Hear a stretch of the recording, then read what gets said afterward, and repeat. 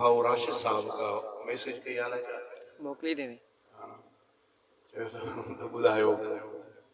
मुझी भी तू सदा वो आसमान वा अल्लाह से दुआ है अल्लाह ताला इन्हें मर्द कलंदर जी भी हिफाजत फरमाए। अल्लाह को बार बार दुआ था कयूं इन जो भी दीन इस्लाम से वाबस्ता गयो शहीद इस्लाम जो तमाम वडियूं अल्लाह ताला उन जे कब्र जे मथां करोड़ा रहमत जामी नाज़िल फरमाए। अल्लाह ताला इन नौजवानन की हिफाजत फरमाए। बहरहाल मूंखे याद पूरो न आहे पोइ उन जी फरमाइश खे अहमियत ॾींदे मोहनी बि तूं सदा बुध आसमान वारा मोहनी बि तूं सदा बुध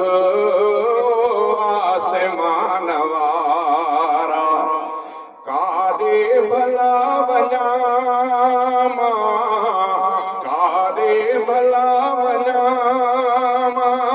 सारे जहान वारा मुंहिंजी बि तूं सदा बुध आसमान वारा तोखां सिवाय कोई नाहे रहियो सहारो विच सीर में अकश्ती ऐं दूर आ किनारो कर पार मुंहिंजा परवर कर पार मुंहिंजा परवर शाया निशान वारा मुंहिंजी बि तूं सदा बुध आसमान वारा काॾे भला वञा सारे जहान वारा मुंहिंजी बि तूं सदा बुध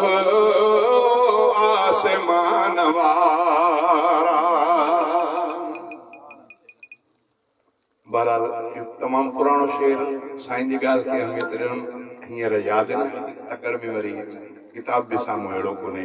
बहरहाल अल्लाह जो हमद मांखे ॿुधायूं इमाम लंबिया साईं जी सीरत ऐं सूरत थोरो तवजो मुस्तफ़ा मुहतरम मां जी उतम